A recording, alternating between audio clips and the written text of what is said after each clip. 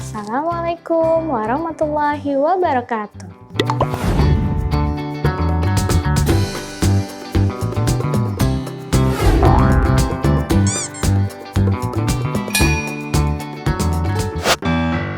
Selamat datang di SD Islam Putra Dharma yang kita cintai dan kita banggakan. Apa kabar Anda Musdalifah?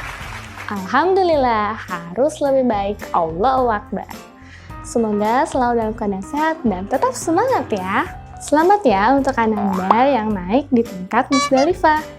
Perkenalkan, nama saya Bunda Nurma.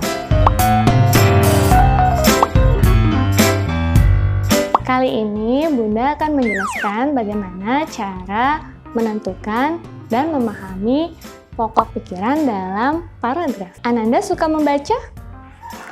Ya, bagus sekali. Membaca akan menambah pengetahuan dan wawasan kita. Dalam setiap teks bacaan, terdapat satu pokok pembicaraan yang dibahas secara mendalam. Pokok pembicaraan tersebut akan dirangkai menjadi paragraf-paragraf. Masih ingat dengan pengertian paragraf? Ya, benar.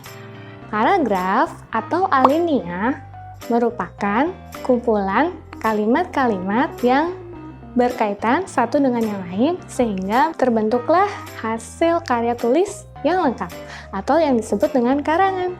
Di dalam suatu paragraf terdapat pikiran pokok, kalimat utama, dan kalimat penjelas. Pikiran pokok disebut juga gagasan utama atau ide pokok.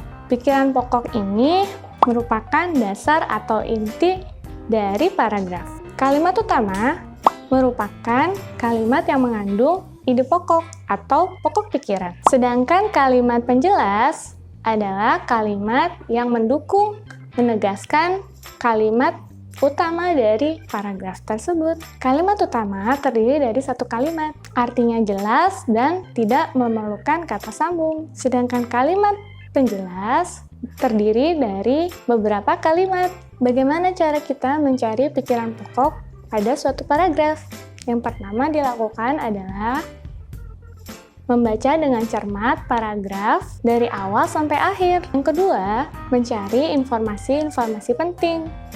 Yang ketiga, yang kalian harus lakukan adalah menggabungkan informasi penting itu menjadi suatu gagasan pokok. Berdasarkan pikiran pokoknya, paragraf dibedakan menjadi 4, yaitu paragraf deduktif, paragraf induktif, paragraf campuran, paragraf deskriptif, dan narratif. Paragraf deskriptif adalah apabila Ananda menemukan kalimat utama di awal paragraf.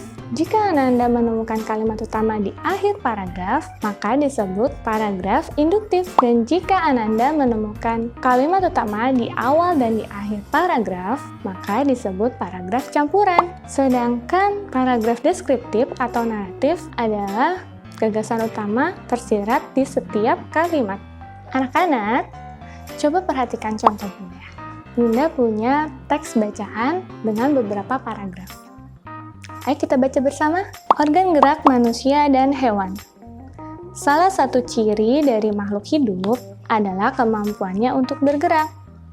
Hewan dan manusia dapat berpindah tempat dengan gerakan berjalan, berlari, melompat, berenang, merangkak, ataupun terbang.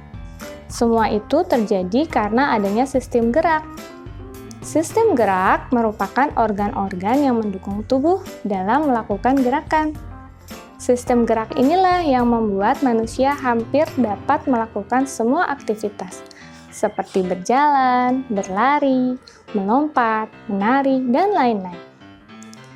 Gerak pada manusia dan hewan melibatkan organ gerak. Organ gerak pada manusia dan hewan memiliki kesamaan. Organ gerak tersusun atas alat-alat gerak yang ada dalam tubuh. Alat gerak terdiri dari alat gerak aktif, yaitu otot, dan alat gerak pasif, yaitu tulang. Kedua alat gerak ini akan bekerja sama dalam melakukan pergerakan dan membentuk sistem yang disebut sistem gerak. Untuk lebih mudahnya, yuk perhatikan tabel berikut. Pada paragraf pertama, kalimat utamanya terletak di awal paragraf, maka disebut paragraf deduktif. Kalimat utamanya yaitu ciri makhluk hidup, salah satunya adalah bergerak. Sedangkan pokok pikirannya, ciri makhluk hidup adalah bergerak. Pada paragraf kedua, kalimat utamanya, gerak pada manusia dan hewan melibatkan organ gerak. Sedangkan pokok pikirannya, gerak manusia dan hewan melibatkan organ gerak. Intinya, kalau kalian ingin mencari pikiran pokok, kalian harus mencari kalimat utama pada paragraf tersebut dulu ya.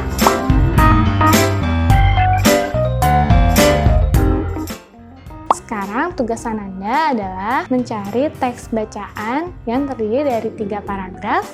Kemudian kalian bacakan, kemudian tentukan dan tuliskan kalimat utamanya serta pikiran pokoknya pada sebuah kertas HVS ya. Demikian penjelasan Bunda, semoga kalian memahaminya.